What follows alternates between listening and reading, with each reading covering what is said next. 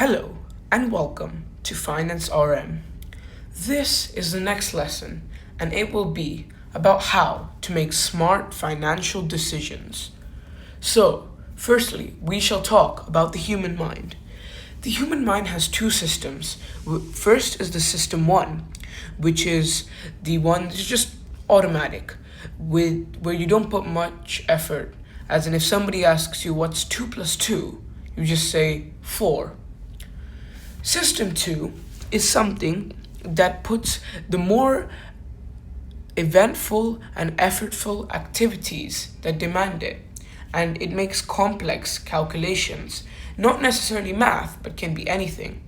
For example, if I was to ask you what is 690,000 times 422 and 554, you wouldn't really be able to do that from your system 1. You'd have to use your system 2 mind. So, the 3 ways of thinking. Loss aversion.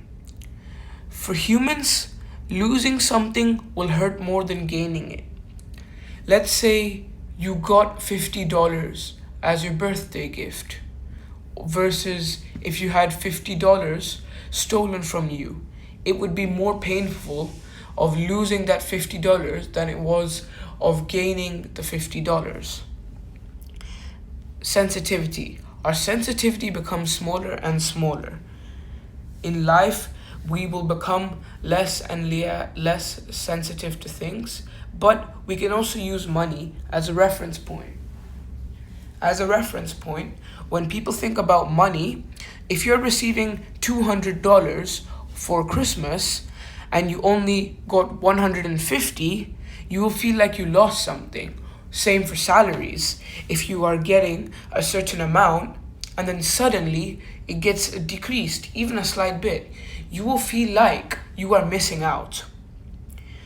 For your mind, it is always better to use your system 2, especially for more demanding activities. Don't try to skip over the basic facts, as you could end up making very simple and silly mistakes. Rational decision making. When it comes to taking decisions, the system 1, it will make quick decisions, but as I said before, they will not be correct. They may sometimes be, but there's a good chance that they may not. And always try to use your system 2. Now you may ask how to do this. To do this, you have to think and stay back. Take a step back and try remember.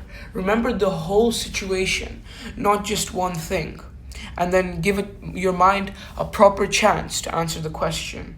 This is why self-control is so important. Simple interest. Simple interest is when you get a fixed interest. So if you put $100 in 2010, or as of now, 2025, and the rate is 10%, you'll just get $10 in 2011, $10 in 2012, etc. And this isn't very profitable. Some cases may be, but for most cases, simple interest just doesn't work. Compound interest, on the other hand, is the principal you deposit and the interest you get adds up. So if you deposited $100 with the compound interest rate of 10% in 2025, how much do you get?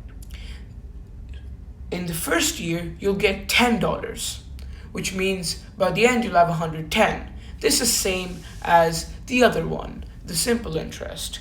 But by the second year, instead of getting $10, you will get 10% of your new principal amount, which is 110, so $11. Now, this may seem like a barely anything increase, but over time, it really stacks up, and it's useful in all sorts of ways in life, not just finance, even anything such as weight loss or even mind control. Compounding is one of the most powerful things in the world, and you can make so much from it. Thank you, and remember to achieve your financial goals and be smart and stay smart. Thank you, and we'll see you next time at Finance RM. Make sure to subscribe and like the video.